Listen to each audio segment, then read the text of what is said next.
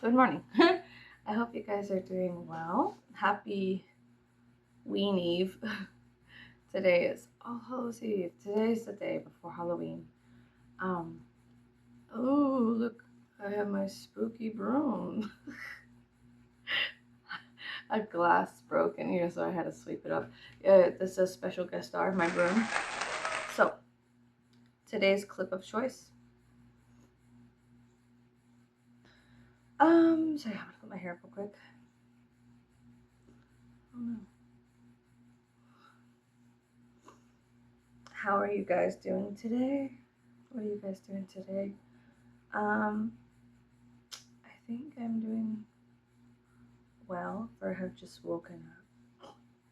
I think for somebody who just woke up, I think I'm doing okay. I woke up with thoughts.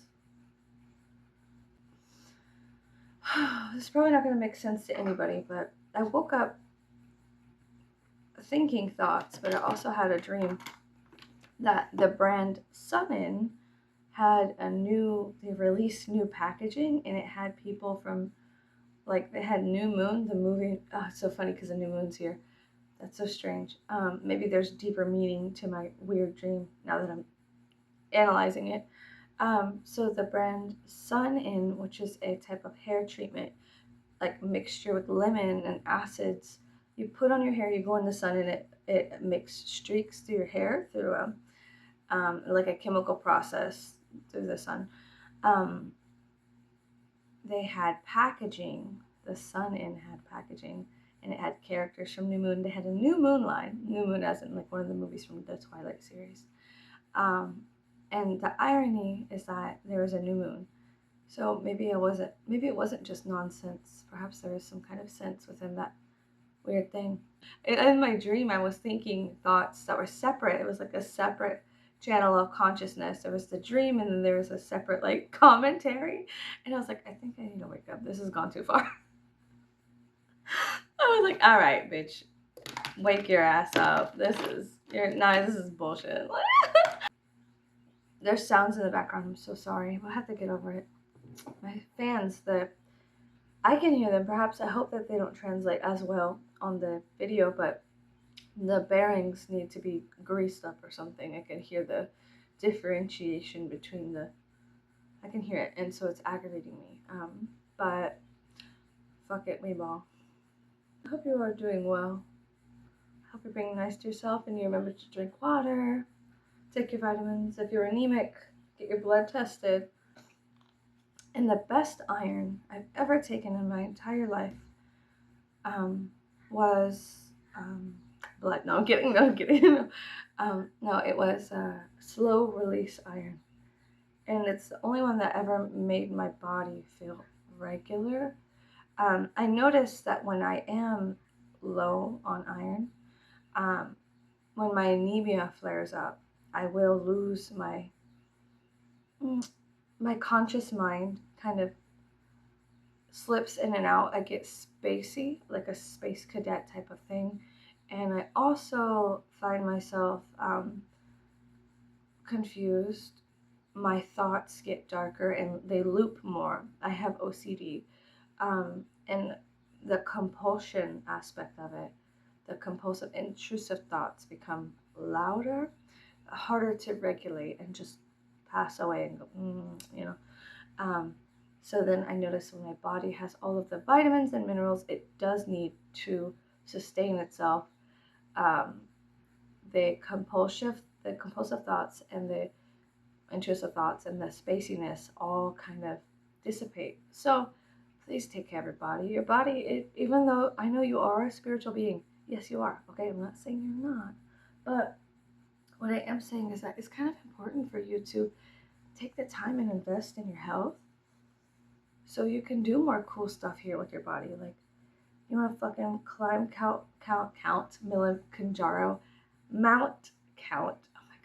Mount Kilimanjaro. If you want to go climbing mountains, well, you're going to have to invest, or you could just straight up hit it. That's fine. You do you, boo. But, anyway, so, yeah, I think that, well, what do I think? Your health is an investment. that there are gambles people take that they should not take. Um, and yet, we all have our lessons to learn. We all have our paths and journeys to walk. Had I been younger and you told me something, my ears did not work. My ears did not work because life had not clocked me enough between the eyes. So when I was younger, it did not matter what you told me because my stubbornness was my teacher. And stubbornness to me is an aspect of the earth and Saturn and the bull. It's a very, I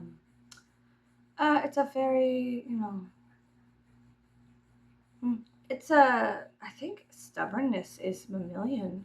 I believe so. A lot of the times people equate stubborn to Taurasian things. I lately have been diving into I've been tracking the constellation every night. I do astronomy. Sorry, I haven't even done my face yet. I'm letting my moisturizer sit in while I'm yapping, so let's just get one thing straight. Anyways, I've been diving into the star sign Taurus, and I am a Libra, and Taurus is another star sign ruled by Venus, who is the crown that Venus rules Libra and Taurus, and she is very interesting. It's kind of like, to me, I like looking into esoteric astrology. So esoteric astrology is basically taking the astrology and elevating its evolutionary astrology to an extent. It's kind of like using astrology to transcend, that's the appropriate word, to transcend the human experience and to dive deeper into when you start transcending a lot of the horse shit that is under in the stables, you start finding gold. Okay, so let's say you do have a shitty birth chart, you do have a shitty life. Fantastic. At some point, to some extent, we all do. We really all do. You're never alone in your experiences. You may feel alone, and that's a part of the experience, but it's a lie. You are connected to everything, and there is no separation that could ever happen that made you fully disconnected. Even in death, we then truly become more connected to everything, through the decomposition the process of decomposition, as well as the electricity in your body fleets into perhaps the atmosphere and collides and merges with other things in the plasma universe around us. So I like whatever those big time scientists say. So anyways, I've been diving into the star sign of Taurus. I've been tracking Taurus a lot and kind of finding myself in love with that sign. From a lot of the people I have, let me just say, not in love, because people always get the wrong idea of the words I say. I don't want to screw the star sign Taurus. What I want to do is give it the love and appreciation it deserves, because what it is essentially being told about Taurus is that they're stubborn, they eat food, they do things, they fornicate, they eat food, they lay around, they're lazy, they're stubborn. I heard a lot of hogwash about Taurus, but in my own personal, I guess what happens is it's an initiatory process. Everything you hear on planet Earth from some person will have they'll have a bias connected to it. There'll be two truths and a lie kind of thing.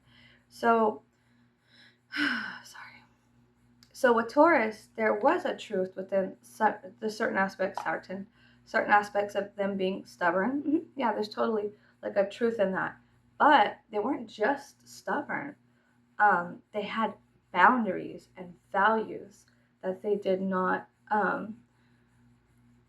Let me just say that for a long time, the people who I've talked to have always painted it in a negative light. And I personally have always, even though I didn't really dive into it too much, it was kind of something hidden from me. I personally was always bringing the Taurasian energy to the higher realms. It's very public knowledge that one of the incarnations of Buddha was a Taurus, and that there are magnificent things that can happen. And even when you dive into the occult, you'll notice a lot of the the talks and whatnot, the ancient texts, they speak on the bull and Taurus and that constellation in and of itself. It has within it the Pleiades, which to me is a very sacred not constellation. I'm sorry, star cluster. It goes by another name of this name, the Pleiades, and then also that name. But in all indigenous and ancient cultures, there is this speaking of that star cluster. So there is a significant importance that wisdom comes from Taurus, and not just stubbornness, fucking, and eating. That's rude. I don't like rudeness. Sometimes I like being rude in a silly way, but I don't like legitimate rudeness. I find it to be disgusting. It's a turnoff when people are ignorant and rude. It's just gross. Like, get the fuck out of my face. So anyways, yeah, I think that there is a higher vibration within Taurus. There really, really is. And it's beautiful. I've been studying, tracking it, and I've fallen in love with the star sign Taurus. It's not just, it's not just, oh wow. I started noticing, I went back in time.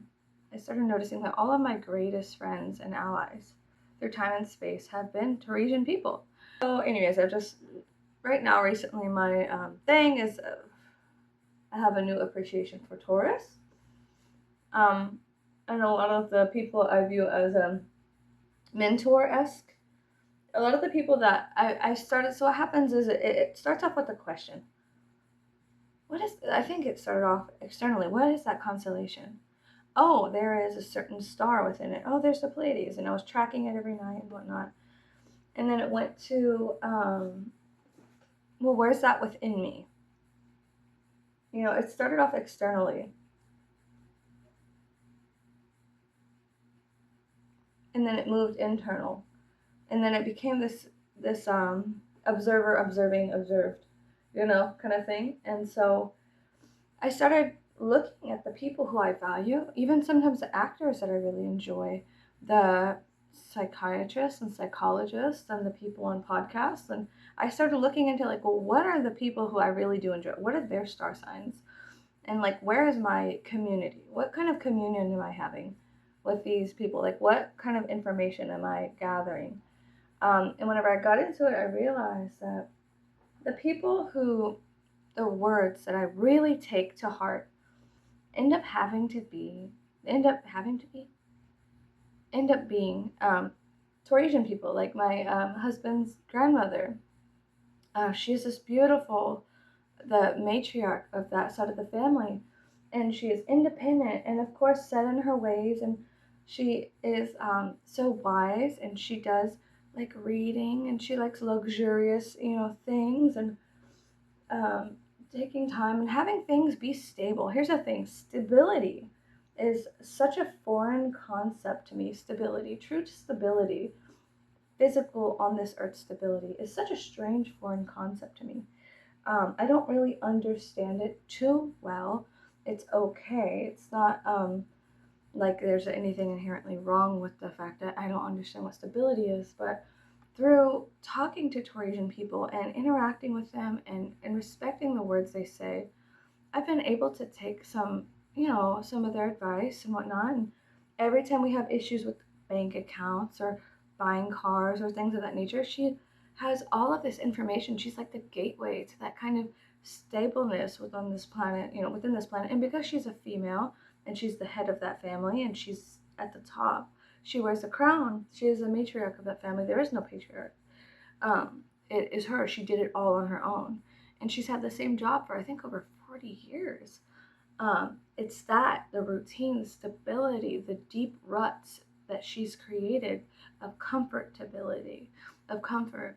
I find it to be admirable and strange and foreign and beautiful. To me, that's abstract art, the art of being stable and not swaying with your opinions or ideals. It's very strange, because I am so open to change and shifting, and yet I crave the stability that the Taurasians are blessed with there. But then also there's a backside to that coin. There's not being able to move, not being able to break a rut, carving such deep avenues that you may have carved negative ones or ones that you don't like. And so, in trying to break the rut, it's almost like a tripwire of your stability. The foundation crumbles and you have to let the ship fall where it lay sometimes. There's benefits to being an air sign. There's benefits to fire and air. Those benefits I love very much. Now, can I love and find it super sweet and cute and adorable that like Taurasian persons exist? Yes. Some of my greatest mentors and the people I've learned a lot and had communion with mostly on some deep divine level have all been Taurasian people. They give the best advice. And right now, what we know, there's a kind of a heavy hitter transiting through there. And so it's shaking up the stability of the universe right now. But really what it's doing is it's cleansing and it's bringing about newness and fresh ideas and freshness. So the Taurasian people out there who are so stuck in their ruts, actually, that they've carved so deep, maybe now it's become a labyrinth. You've walked this path so many times that you feel like now you have sunken from the sea level below. And so now all you see are the labyrinth walls you've created from the rut you've made. The stability can also become entombing, trapping, and whatnot. But with certain transits happening right now, you're able to have somebody grab your, sometimes by your hair, and help you out of the thing and set you down and be like, hey, look around. Isn't this new? Isn't this fresh?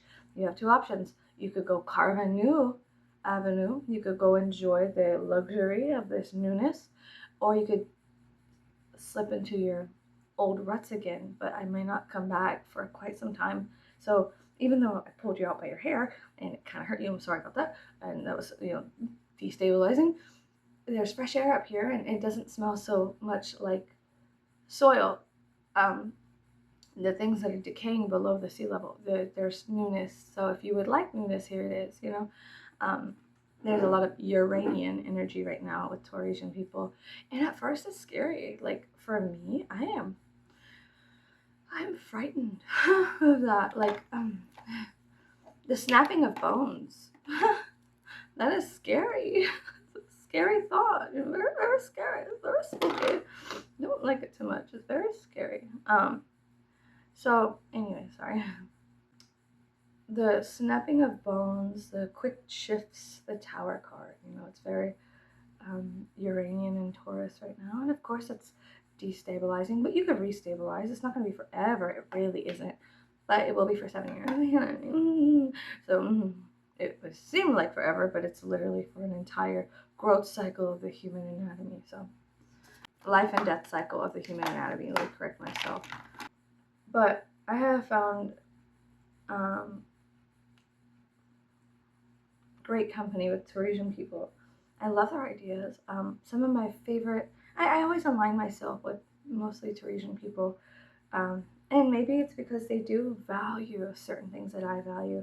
And because they are that opposition, they're very earthy and they're down to earth and whatnot.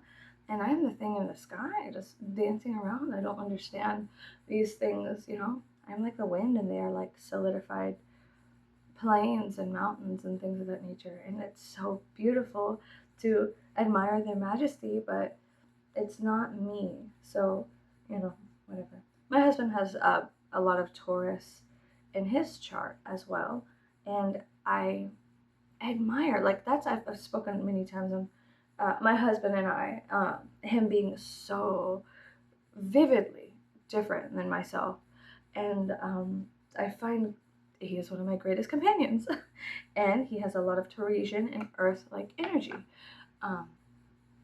Boom, there we go. So I've great lessons, lessons on stability, lessons on kind of bringing down some of that crazy air within me and allowing it to be solid, allowing myself to say something and be like, this is how I feel, even though feelings are weird, they're real and they're not, they could really have a real consequence on this planet.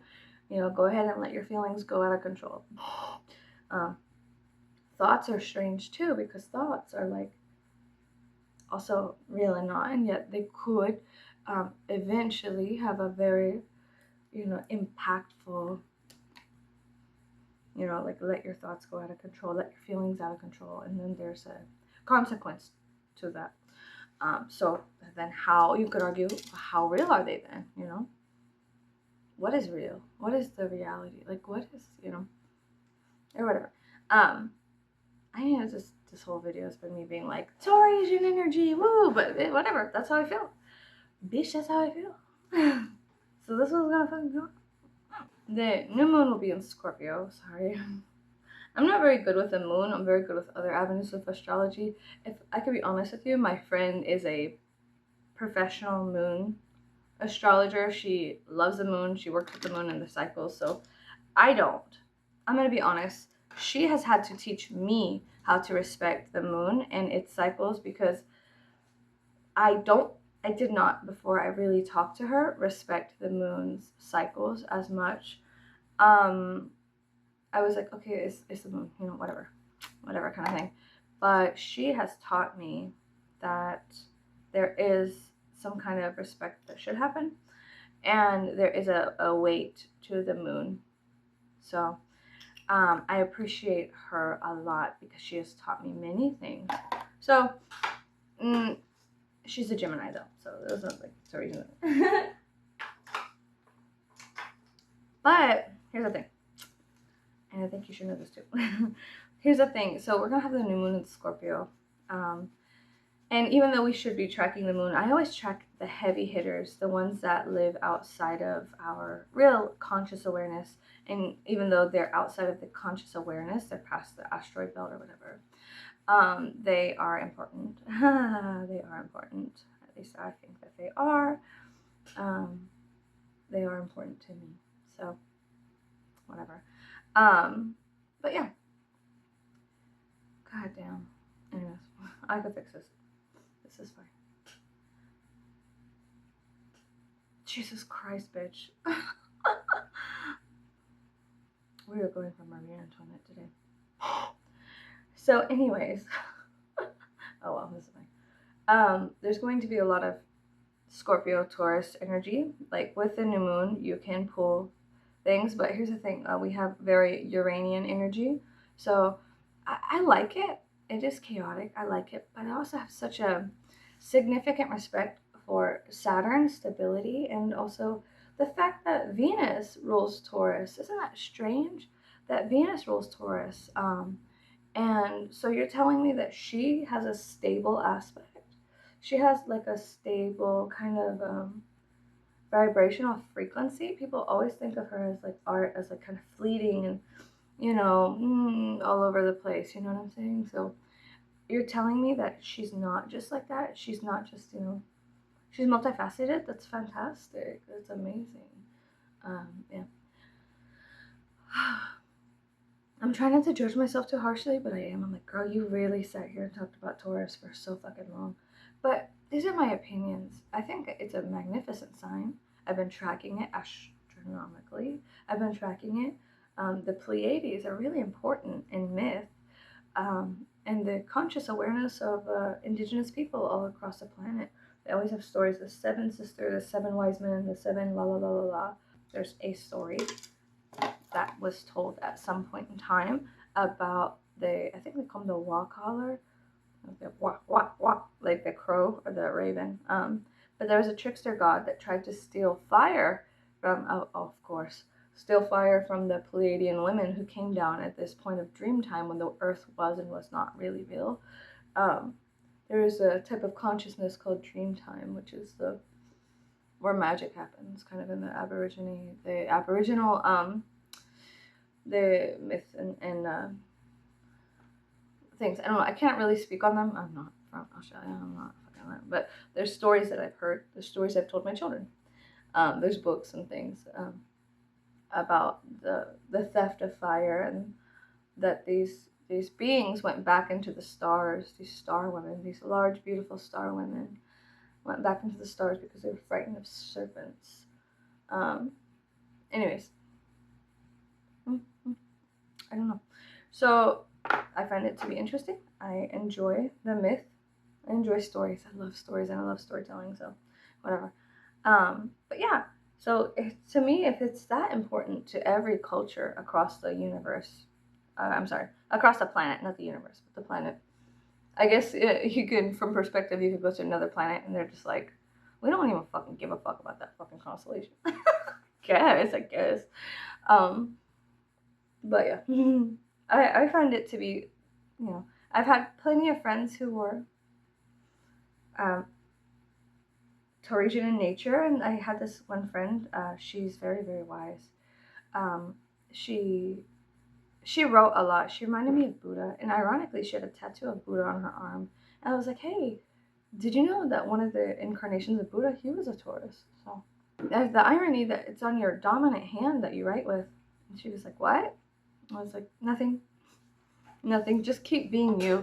But she used to host meditation circles and whatnot in the forest. And here's the thing.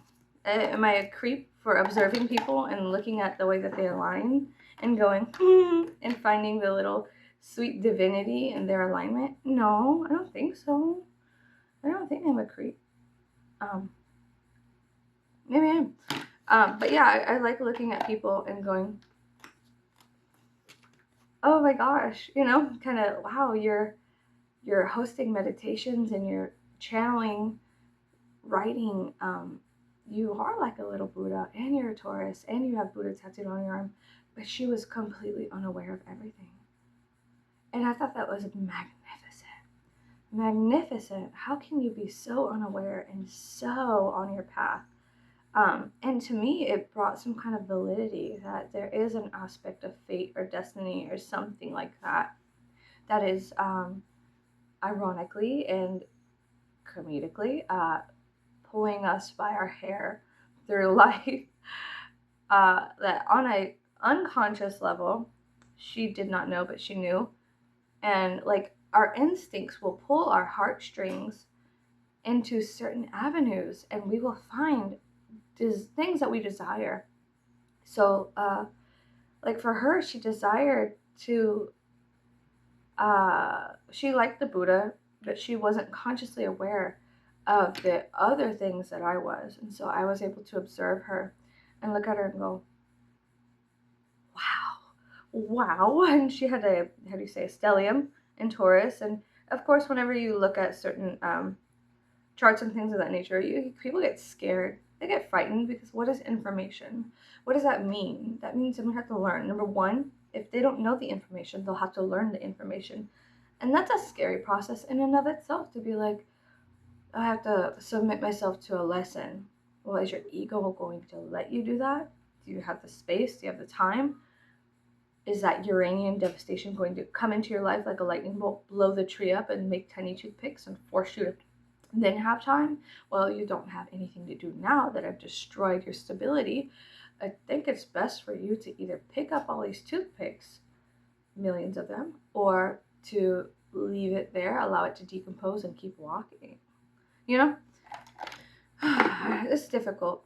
It's taken me 32 years to get to a point where I can openly share my ideas, thoughts, feelings, and my personal perspective. And I am extremely grateful to be alive and being able to do this in any way, shape, or form. I really am. But there is a sorrow that happens within me. I think back to every time I was silenced, every time I was kicked down, every time I was basically duct tape over my mouth and bound to an extent, and forced to shut up. I think back to all of those times, and they really do hurt. So even though I am speaking on things that, some people are like, haha, she's so silly. She's just so silly. Fine. That's fine if you think I'm a silly, silly girl. I don't really mind or care about what you think, but I will ask you when I need to, because I'm insatiably curious. So I will ask. But as a general guideline, I don't give a fuck what you think about me. Let me say that. I care about what you think about other things, but your opinions about me, they really have nothing to do with me. So whenever there's a conscious awareness that a light that gets shone, a light that's shining on us, and then you shine it on me, I'm just like, that image of Lemmy. I love Lemmy. He's so fucking funny. Oh my god. You know what else I love? There's a show called Black Books. I think it's on Amazon. I think you could go watch it. Black Books. It's really, really funny. Um, at least I think it's funny. So whatever. Um, so yeah. Okay, whatever. But yeah, it's taken me too long to get here, and I fear that as when I was younger, I had an extraordinary amount of fear. And what if I don't get there? What if I die? Well, you did, bitch, plenty of times, and you're still here. Perhaps there is reason. Maybe. I don't know. Can't be certain. Can't say for sure, but there might be a reason for something. Like, can't say for sure. Anyways. So, yeah, it's just been very difficult. Life has been extremely hard. And here's the thing. I think that I'm trying to say. I don't really know what I'm saying right now. I'm just allowing myself the space to say things.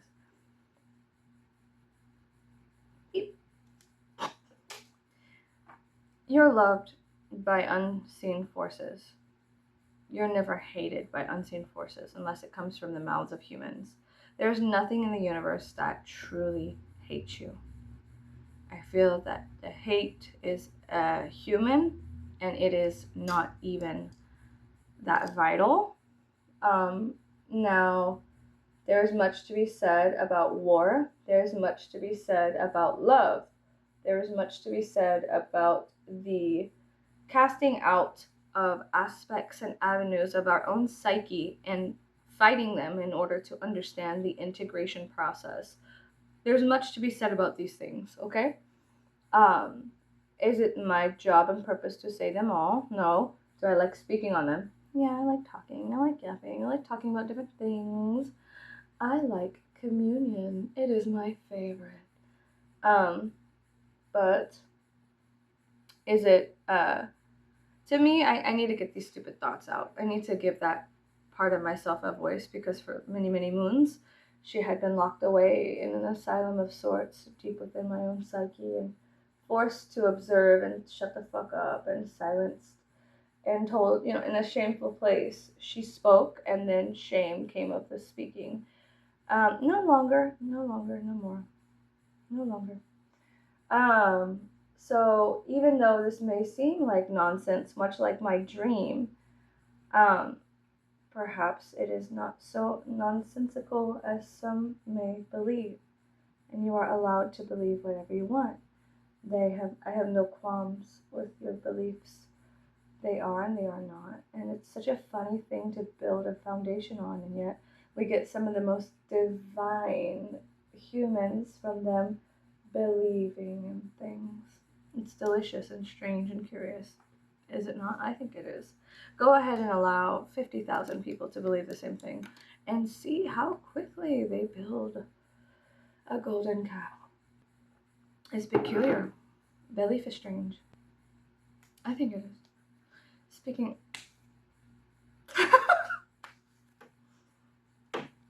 Some people, well, what do you believe in? Everything, anything, and nothing consistently, consecutively, all at once. Sorry, that's kind of what I believe in, literally. I've said it since I was, I don't know, 14. I remember when I had a MySpace very, very long time ago, and I was figuring out things. One of my things I wrote on my profile is that I am everything, anything, and nothing all at once. And a lot of the kids at school, the girls that were kind of like jealous and mean, were kind of, they were like, this bitch thinks she knows things. And I was always, since I was a child, I don't know anything. I am a dumbass. I do not know anything. I'll never claim to know something. I know about a concept of astrology. I know about the concept, the conceptualization of Pluto in the Western world. Go to the Eastern world. Go to the Vedic astrology doesn't even really think about Pluto. But I think that there's much to be said that Western astrology does. So then Pluto, because we give it a pedestal, does have some kind of weight in our Western world. Or something like that. I have a little moon that I usually put right there, but I don't know, I just feel like putting a dot right there today. Yeah, I think it's strange. Everything is strange. I think everything is strange and beautiful and foreign to me. Everything is strange, beautiful, and foreign to me. Um, because I feel like such an outsider sometimes, and that's okay to an extent. To feel a certain way because there's lessons within these feelings. Like I said, allow 50,000 people to feel the same way, to believe the same way, to have such strong convictions, and you'll notice that the world shapes in strange forms. You'll notice that the jelly mold that they put the jello in is kind of peculiar. Now, is jello solid? Does it appear to be solid when it's still? It does. But I could still rip into it and take something out of it. I think it's funny, we're kind of all little jello molds of our souls, are we not? Are we all not? Are we all not jello? Are we all not jello? Where the fuck did that come from? Is we ain't like not jello, like, you know, it's like something like, it's like immaculate, like, you know, like jello. Hello, you know, like hello, governor.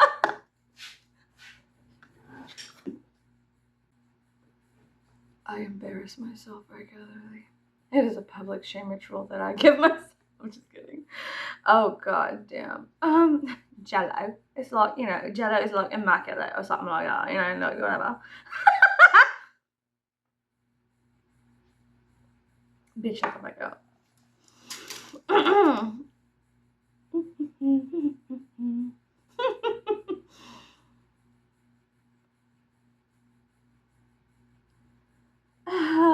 I don't want to stop. I think it's funny. I don't know. There was a point in my life where every time I made fun of somebody that was being an asshole to me, I would use a Scottish accent. It got to the point where my husband was like, I don't even know what the fuck you're saying anymore, but I know you're insulting somebody who insulted you. And I would be like, I'm not going to do it. I'm not going to do it. I'm not going to do it. You don't have to do it, girl. You don't have to show and tell everything, bitch. I love it. But I would do this stupid Scottish accent. And I don't think Scottish accents are stupid. I love all accents. Accents are fascinating to me and beautiful and strange. And I have my own. I have a very strange accent because I am trying to stop with the whole bale of hay falling out of my mouth because it's but there's been times I was just like, fuck it, I'm just gonna just accept that I do have a very thick Texas way of talking. But I live in South Texas and, you know, in the swamps, and there's an accent that you pick up living here. It is Houston slang, and when you have to talk to people in your certain area, you know, when you have to, okay, listen, when you're speaking to someone who is not on your level, sometimes you must rise to the occasion or lower yourself in order to get a point across. And so I have no issues with that, and I'm very open about that. Like with certain friends of mine, we speak as if we're from Houston because we are. Well, they are. I'm from San Antonio. But so there would be a point where if we're speaking on something, then I'll sit there and I'll start cussing and talking and right? And then there's a communion that happens. There's a communication that happens. So we both understand each other. Now, if I sat down with them and started enunciating my words properly, and I started talking slower, and I was more clear about my vision, and I did not use abstract metaphors that are associated with the things we find in South Texas, they would tell me I was speaking too white, and I don't understand you.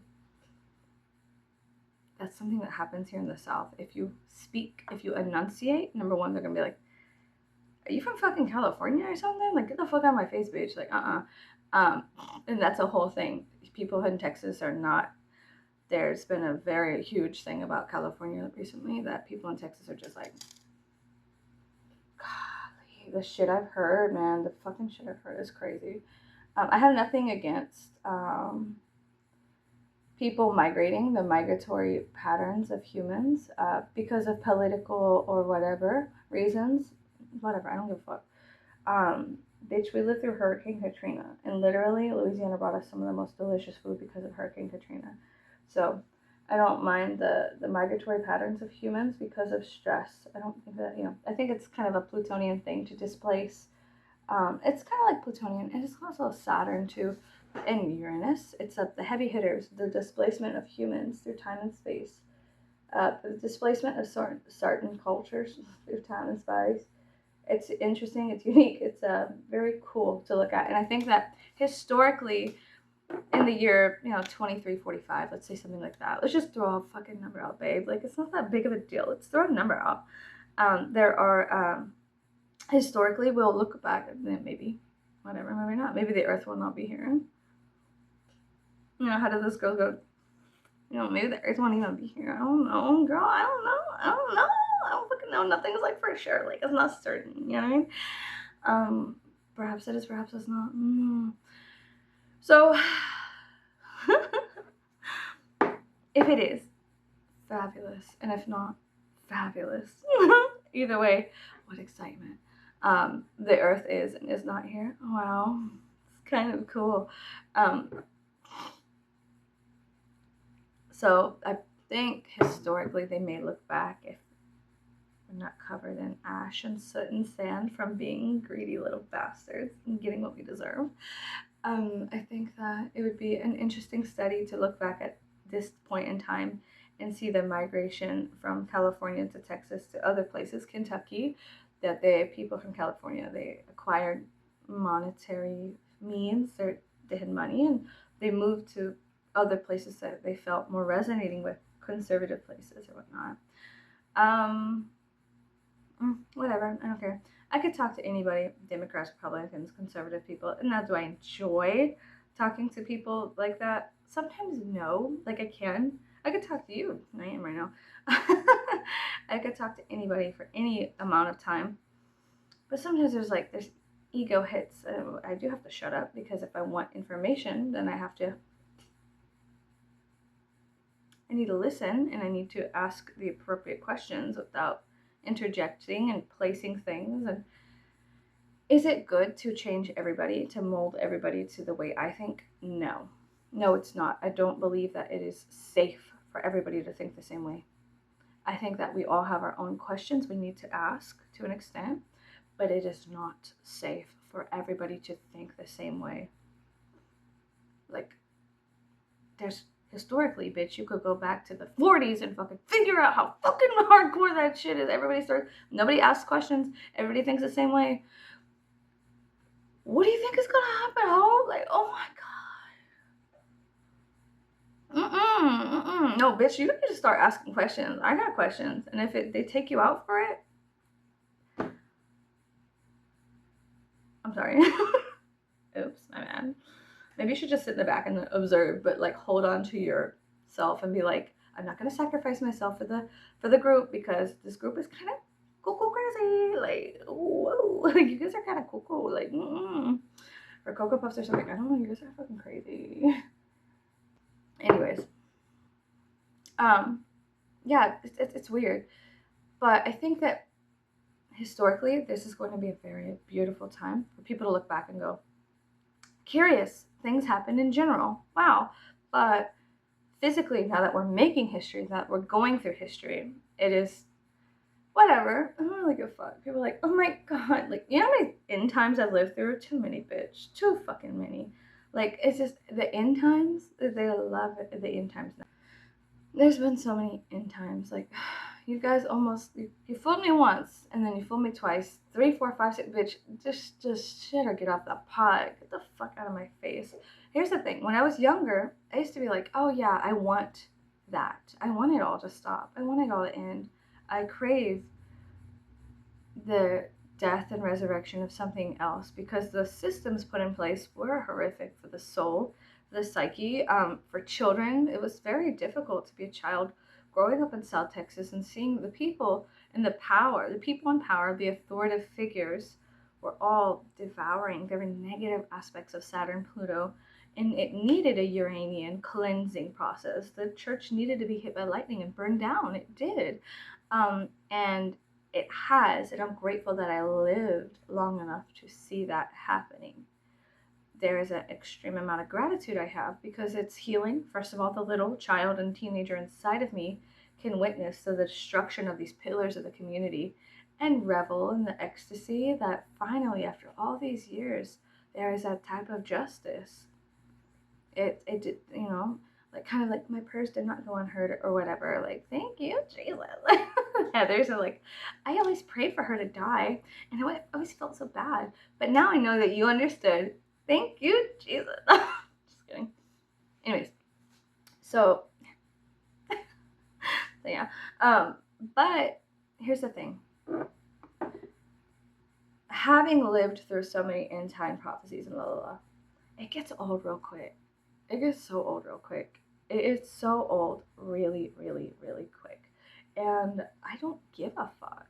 Like, even if it did come down to it, even if the end of ends did happen, wow, aren't you lucky to be a part of this symphony? Are you not lucky to be a part of it then?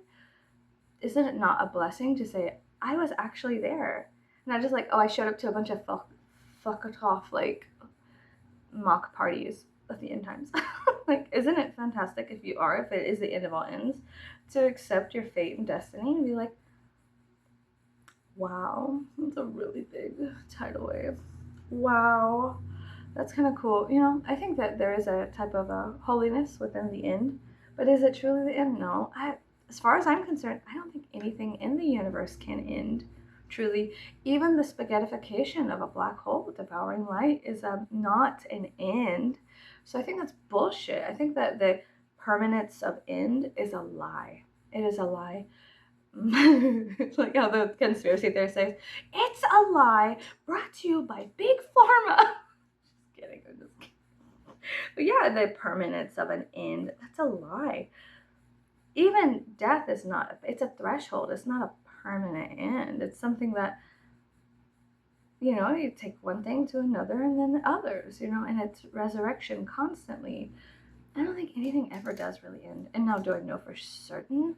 Can you go and carve out 10 commandments on a rock somewhere in the Saharan desert? No, not with the words I say. They're fucking words. Discover your own feelings.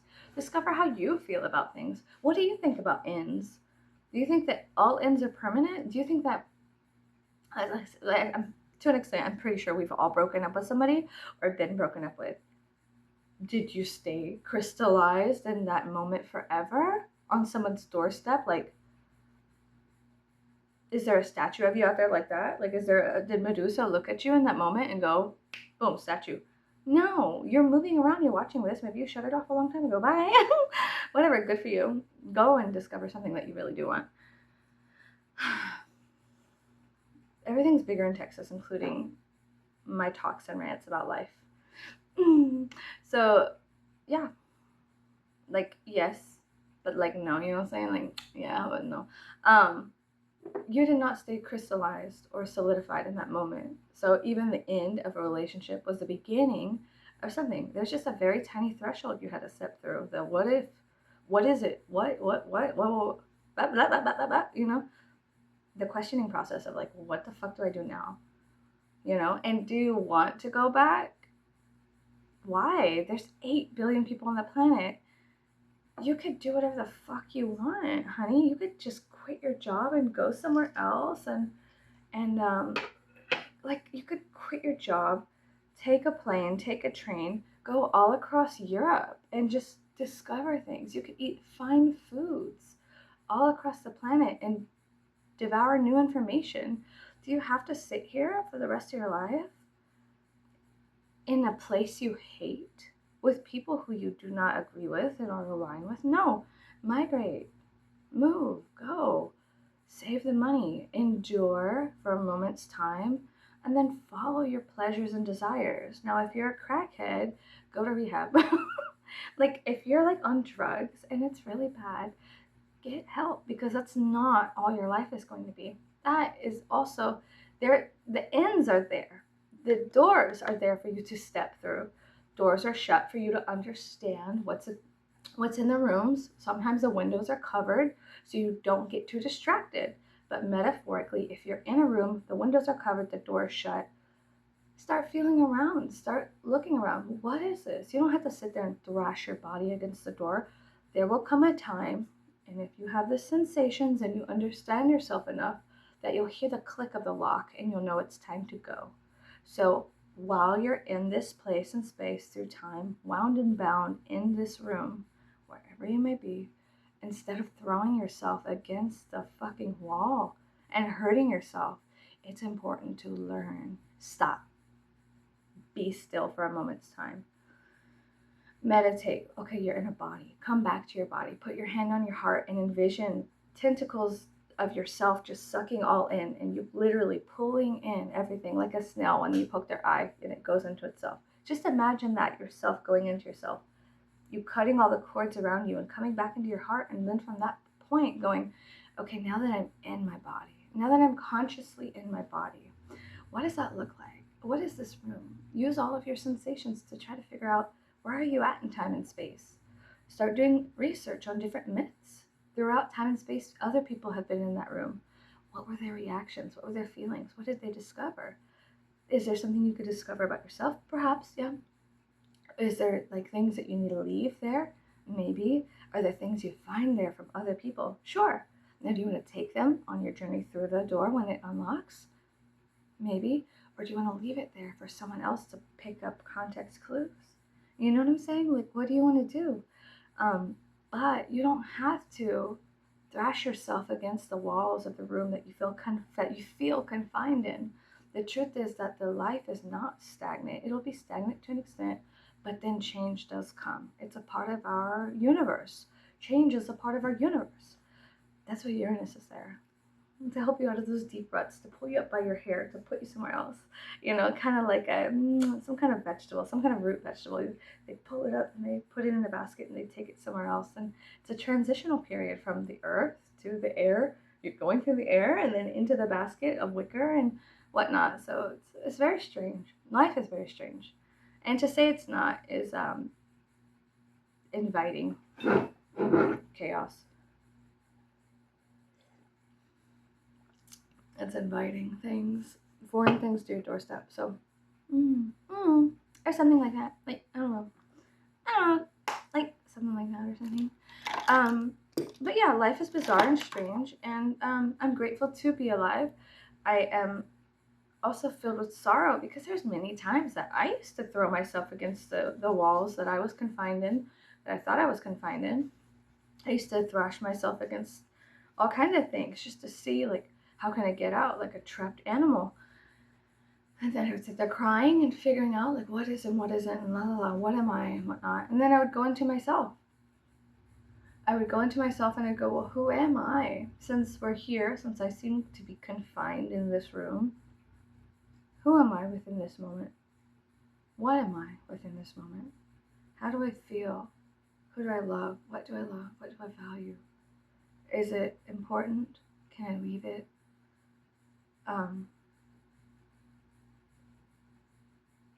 Is there a hole in the ceiling to where you could see the stars?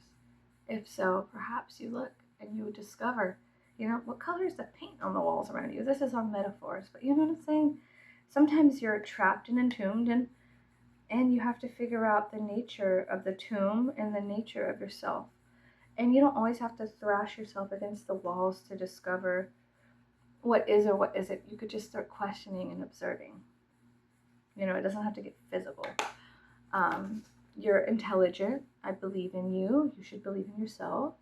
If you're going through a difficult time, guess what, hon? I've been there. I've had interactions with cops. I've ran from the cops. I've needed the cops. I have been through an insane amount of domestic issues that were not always so beneficial for the human psyche. If I'm being honest, I've survived SADV. I've survived psychological torture, and also, constant I have survived many things. And if I am nobody, I am no one. You can survive things too. And on the other end of the surviving, of course, you may need help. You may need to reach out to a therapist. There's no shame in that. If Here's the thing, eyes up, ears up. Listen, be cautious with BetterHelp. Be cautious with the therapist you find online. If you do not like them, they are a contractor. You can at any time you want tell them to fuck off in the nicest way possible. So I don't think this is a good match.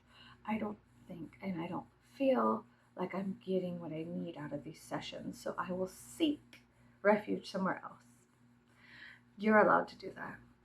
Straight out of the gate, when I was going to therapy for the first time, I was 30.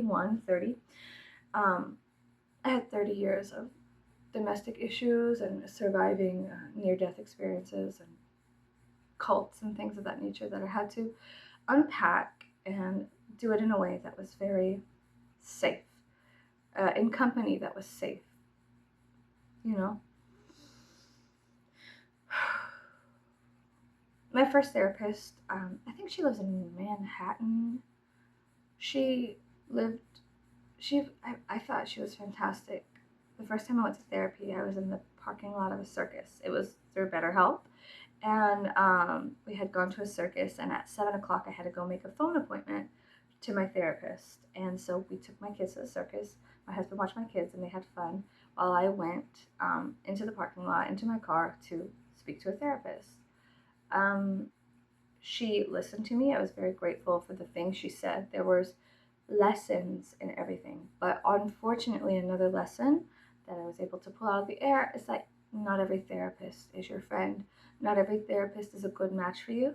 It got to the point where I think that we perhaps connected on a level that was, perhaps she wanted to move our professional relationship into territories that were unprofessional. She started texting me.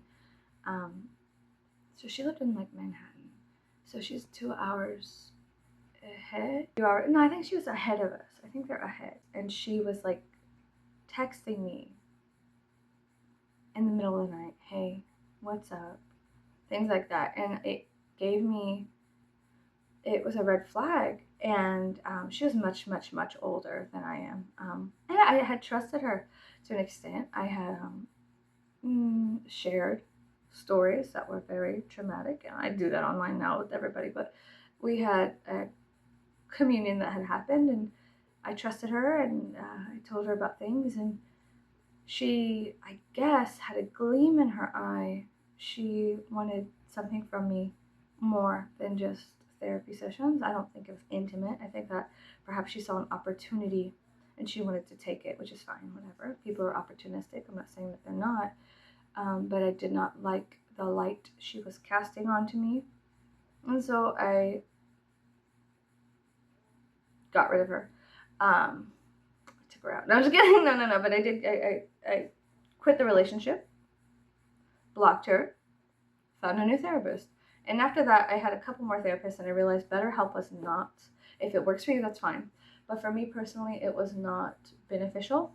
So then I went from there to talk to my friends who had a trauma specialist. And the trauma specialist was way better for my personal needs, for my personal trauma, literally. So do research. There's nothing wrong with research. There's nothing wrong with testing the waters, tempering the waters. That tastes good. Does it need salt? Do you really like this person? Are they really beneficial for your experience? You don't have to shovel out. It's a contractor. There is a business exchange. You don't have to feel confined to a therapist, even if it's, let's say it's court-ordered therapy. You could still talk to the judge. You could talk to somebody. If you use your vocal cords correctly, you'll be able to convey thoughts and feelings appropriately. And if you can do that, if you can temper yourself and not let it come out so harsh and jagged and raw, then you'll be able to convey how you feel and say, I don't like the way they make me feel unsafe. I'm uncomfortable. I wish to have provide me with somebody else. Or you can start writing letters. Then you could start using your hands to do things. You don't have to feel intimidated by anybody, even if they are in a position of power. Fuck them. Like, okay, so you're a judge. Cool. What? Like, bitch, let me pull up your browser history. I'll humble you really quick. Let's put it on. Let's show the class. So, oh, so you are a human. So you are just like everybody else. You just have a job. That can easily be taken away from you like that if the appropriate amount of conscious light is cast upon you in your life and your personal doings. So here's how this is going to go. You either provide me with something that is beneficial for my experience, or we're through here. You know? Or something like that. I don't know. You gotta learn how to use your vocal cords, hon, in an appropriate manner. One that's not so, oh, you gotta play. You gotta do vocal exercises. You gotta play. Now, do I go to court and I go like this, hey, fuck you? No. But if I'm in public and somebody's being an asshole to someone else, do I use that? Yeah. You have to learn when and where the appropriate time for what kind of vocal inflection. Was it inflection? The rise and fall of your vocal cords. The vibration that goes across them and how it comes from a place and space within you. There is something that can be honored, you know, with speaking up, speaking out, and being honest. There's also a consequence to speaking up, speaking out, and being honest. You know, look at Socrates. Let's all go look at Socrates and his life and see if there are consequences to being honest with how you feel and using your vocal cords. Of course there are. Now, are you going to accept the consequences, or are you going to just forever be silent because you would rather not rub somebody the wrong way? Are you fearful, which is fine? You're fearful of being misunderstood. Hey, I've been there. 32 years of being fearful. Now, was it worth it? Well, it taught me a lot about myself. It did. It taught me tons about myself. Number one, that I was being a little bitch. I'm just kidding. I'm just kidding. No, but yes. So then it got to the point where people in positions of power, even people, I'm not just talking authoritative figures such as, police officers or lawyers or sometimes doctors, just people in positions of power, higher authoritative figures, they were doing questionable things, and I had questions about the questionable things they were doing, and I didn't know that it was the status quo to not question. I didn't know. I asked too many questions. I did not know. I didn't know that there was a silence that needed to happen. I didn't know. I was young. I didn't know that I was supposed to shut up and not ask the girl questions. I was just supposed to be cute and in the background and silent and be submissive and be an object that they use. A doll. I was supposed to be a doll. A toots. I was just supposed to be a doll. I was just supposed to be an extension of their will. And whenever I started acting in ways that were radical, they started realizing that, I was out of control. I was out of control. What control was I out of? I was out of their control. So, cool. Fine, whatever. Be out of control. Be the lightning that hits the temple and burns it down. Isn't there a divinity in that as well? I think there is. Now, is there truly? I don't know. But I like to think that perhaps there may be. I need to go. I think I need to go. I don't know. Maybe I'll just let this one be a long one. We're on the Ween Eve, All Hallows Eve. And I feel like I'm in rare form right now, so it's fine. There will be times in your life where you will need to be silent and observe. And there will be times in your life where you need to grab the microphone out of the authoritative figure's hand and go and say some crazy shit that's truthful, and then drop it and accept the consequences. Okay? There's a lot of games that are being played right now, games that I don't appreciate, so I don't partake in.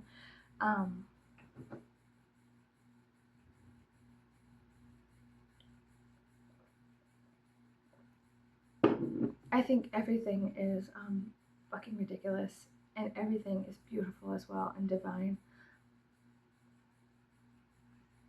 And I don't think that anything truly needs to be defeated, but more integrated. And there comes a point in the lives of humans where they develop such a big fat ass ego that it's damaging, that they try to rival the sun. You know what I'm saying? Have you ever dealt with that where somebody had an ego so large and charged, large Marge, that they that they thought that they could rival the sun? There's this humbling process that happens. Um, Sometimes it comes from within, sometimes it comes from the bottom. They sneak and crawl and scurry into dark caverns, and they sit there and observe what you say and who you are in spaces and places where you think you are alone. But they hear you, they hear what you say, and they observe and they go, strange, strange. I thought you were the sun, but you're not. You're just a distraction. So that's fine. And then there's a crumbling process that happens, you know? Right now, there is a massive crumbling and rumbling, and that's happening in Western society and culture. And of course, there's like, for me personally, I'm kind of going back to watching older movies from the 20s, 40s, 50s, 20s, 30s, 40s, 50s, right? I'm watching older movies because all the movies now, there's going to be a lot of revelation with the people who we have visually, we have all partook in media. We've all consumed media in this day and age with somebody who's problematic within the media, you know, with the whole things that are happening on a large scale, the revelation of the abusers in the industry, music and media and otherwise. There's a revelation happening within the Hollywood, you know, whatnot. I'm not going to get too much into it, but there's consciously there's something that's happening. There's a shift in consciousness, and from the shift, you know, all the roaches are crawling out from the rock. So I'm just kind of going back to older media, because I do love consuming media. I love silent films. I love silent films. I think there's a movie called Safety Last. This movie is very absurd. It's a very absurd stuff. I mean, it's fun. It's so much fun to watch. The absurdity, I love it so much. I love it. So anyways, I'm going back to older things and consuming older media. Do I still enjoy my favorites? Yes. Do I still love watching ginger snaps? Yes. Do I still love watching people get ripped apart in movies? Yes. Right now I'm watching Terrifier 2. Hopefully I could go see Terrifier 3 with my friends. Hopefully it's still in theaters by the time I get to the third one. I've seen the first one. I liked it a lot. Now I found it horrific and absurd, and isn't that like a divine reflection of life? Isn't life horrific and absurd as well? And I liked that there wasn't a good end. Ooh, kind of spoiler alert if you've never seen Terrifier. I liked the ending. I thought it was good. Now, is it a good ending? Some could categorize it as not like a Mickey Mouse like kind of ending, you know, whatever. But did I think it was a good ending? Well, yes, I did. I love that ending. I found it fantastic. I love gore. I love the visual art of like replicating, I guess, violence on the screen, but they have to use special effects and whatnot. So there's an art that goes into gore that I'm aware of that I'm just like, oh my god, that's so fascinating. You know, you had to mix this and that and spend hours. I find it to be fascinating that it takes like sometimes actors 4 hours of sitting in a chair to become this creature, to play it for a certain amount of time, over certain amounts of time, years, you know. Sometimes movies take a couple years. Fuck, dude, Saw took, was it 12 or 18 days? This is how many days it took to film Saw, and it is it's a movie that came from such humble beginnings of these two ragtag bastards, and people that didn't believe in them, and people that wanted to make money off of them, and then they were like, they had a vision and an idea, but then it kept getting thwarted, and they had to make do with what they had, you know? If there's on YouTube. YouTube is a fantastic resource. I love YouTube. Hi, algorithm. I love YouTube. YouTube is a fantastic resource for things. We are friends. We are comrades. Just kidding. But no, YouTube is fantastic. There's like a documentary on how they created the movie Saw. I like the franchise. I think it's fun. It's exciting. It's fun. And I like stories that are, to me, okay, I like relating things back to myths. I do that. And so whatever. I don't give a fuck. This is what I do. It's what I think is fun. So for me, Jigsaw, it's a, to me, he's a very Saturn. He's very Saturn-like, So is Hannibal, literally consuming the cannibalism and whatnot. So I like that visual of an older Saturnian-like male. Visually, to me, it's something that I'm highly attracted to. Is the wise, all-encompassing justice, and also, you get what you get kind of thing. The consequence. I love seeing that. Jigsaw, the consequence of people's actions. I'm always saying things like that. So personally, within me, there is a kind of rumbling below the surface that I find the older males that they represent the Saturn-like, It to me, it's delicious. I love watching media like that. I love Hannibal. I love all the movies. I love Hannibal, and I also love I like werewolf movies, I think, because of that too. There's always the themes of fate and being fated, as well as you have to be destroyed by somebody that loves you. It is an act of kindness to kill this creature. But there's also consequences of sometimes immorality. Sometimes within werewolf movies, you find the immorality of, who you break bread with can really change your life. You could literally die. And it's so interesting, like in, I think, American Werewolf in London, she's like, oh my god, I love you, and he had become such a monstrous creature at the end that he died by firing squad, essentially, right? But I think that's so beautiful, poetic, and fucked up, which to me is more poetic. When things are fucked up, they're more poetic, they're more in alignment with life, how I perceive it, because goddamn, holy shit, life is kind of fucked up. So things that are really fucked up, I'm just like, hell yeah, bitch, that is exactly how life is. So whatever. But yeah, I like it. I don't know. I like Saw. So I enjoy that franchise. Is it a franchise? Is that what you call it? I enjoy the movies. Some people are like, oh my god, I'm just in it for the gore and whatnot. I'm not. I kind of like like I said, I like the behind the scenes stuff with movie making. And I'm at the place in my own development where I'm starting to notice that people have been doing nefarious things in caves and caverns that they thought nobody could see them in, but the have been observing you. And so there will come a time where justice needs to be served. And I love seeing that. I love watching the justice being served. It is delicious. And it, like I said, it makes me feel like all suffering, not that it has a purpose. There's a lesson in suffering, of course. You break your finger because you're doing something stupid. Lesson acquired. Like, no shit, Sherlock. Like, yes, there's a lesson in everything. You, like I am, are very clumsy, and you smack the walls and ding your hands on stuff, and you get bruises all over your body because you're just clumsy and unaware. Perhaps it's time for you to become more aware of your body and the space you take up on planet Earth. Maybe. And if not, you're going to keep dinging yourself on the walls and the thresholds of things and tables and car doors. Silly girl. But yeah. I think now I'm going to start going. I think that I've spoken enough. I enjoy the behind the scenes stuff, but I'm moving back towards older media. I have I go to the thrift stores and I find a lot of magnificent things there. Gems, literally gold, basically, not gold, but like what I view as gold.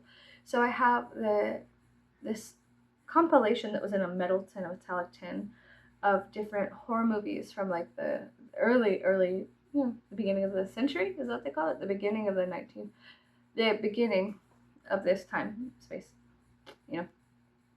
So I'm gonna go watch that. I think I have tons of things I need to go, but right now it's kind of frustrating. Like, I don't want to partake in media like that. there's a huge revelation happening of their actions, these actors' actions and whatnot, that they felt that they were safe doing horrific things to victims. And I don't want to consume media right now that has the potential to make me want to, I don't know, clock somebody between the eyes because I'm so angry that this person made millions of dollars off of a movie and then harmed a minor in some way, shape, or form. Because it's going to put me in a negative space to where I want to act in a certain way. And I understand consciously that there is an upheaval happening. And I think it's fantastic. I think the victims do need a voice and a platform to speak. All victims do. But if I do not it's not saying that I'm looking away from the harshness. I understand it. But I personally have trauma that it's triggering. That, I guess that's what I'm trying to say. There is trauma within me that's triggering, and I don't want to be constantly triggered. I would like to consciously make decisions and not allow the consequences of others' actions puppet me. You know, I would like to be in control of the wheel of my car for an extent. I think the apple's rotten right to the floor. But also within all media, all industry it's very scary. So I'm gonna go dive into. I have cards and books and whatnot that I'm gonna go dive into, and me and my son have been learning how to read hieroglyphs together. So we're gonna be doing that.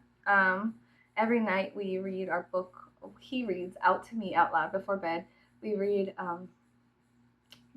how to read the hieroglyph books and whatnot, and I'm very, very astonished by how much he's picking up. I'm just so proud of him, and I'm astonished at how well he's doing. He wants to go visit Egypt now, so I think that's really, really cool. I think if I start saving up now, within maybe the next 5 or 10 years, maybe we could have money to go do so or something like that. You know what I mean? But if he wants to go, that's fine, and I want to nurture that within him, whatever he wants to do. I want to water those things. I think that to an extent is how you should raise your children. If they find value or an interest, you should water that interest. Now, do you have to dump an entire gallon on it? No, but if they are interested in something, you need to come to an understanding that this is something that could be on a molecular level a part of them, So he loves hieroglyphs and he loves it. So fantastic. And in fact, I'll make a video. I don't think I could. We're going somewhere. We're going on a trip. We're going somewhere, and I don't think I can record because it's a place so you cannot record. But so I'm very spontaneous. Let's say that I'm very spontaneous. A lot of fire, a lot of air. Okay, I don't like stagnation. And my husband has a couple of days off, Halloween and Hallows Eve. So today and tomorrow. Tomorrow it's supposed to be raining or something like that. It's supposed to be raining tomorrow, and so it's disappointing, yes.